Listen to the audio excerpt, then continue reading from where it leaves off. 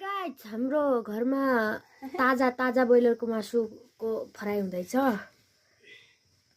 ल फ्राई हुन लाग्यो है गाइस।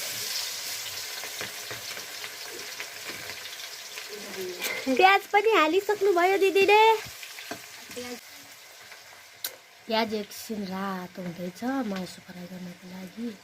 प्याज र टमाटरको रेसिपी तयार हुँदैछ।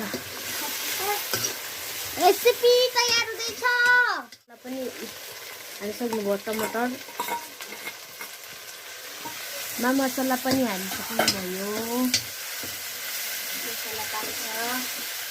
मसला पाक्दैछ र बेसार पनि राखिदिइसक्नुभयो।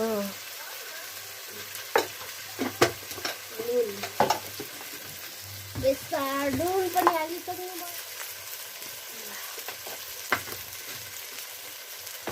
रेडी भइसकेको छ।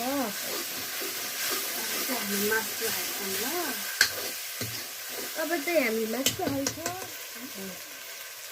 ल मासु पनि हालिसक्नुभयो। मासु पाक्दैछ। अब एकैछिनमा मासुको रेसिपी तयार हुँदैछ।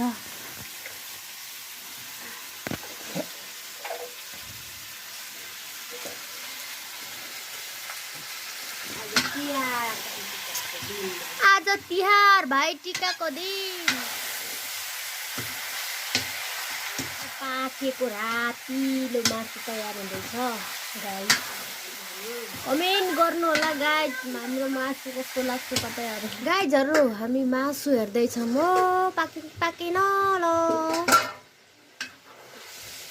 भन्न निकालिसक्नु भएको छ। मासुको फाइनल लुक्स हेरौँ है गाइस। ल फाइनल मासु पनि पाकिसक्यो।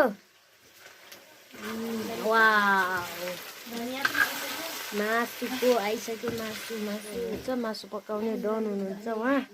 फाइनली धनिया पनि हाल्न लगाइसक्नुभयो। खानालाई तयार भइसक्यो। हाम्रो खाना पाकिसक्यो सबै। ल सब्स्क्राइब गरिदिनुहोस्। यहाँ चाहिँ अचार छ, वहाँ चाहिँ भात छ, दाल छ, यहाँ चाहिँ तरकारी छ। हामी भात चाहिँ पकाउँछौँ अब। ल गाइस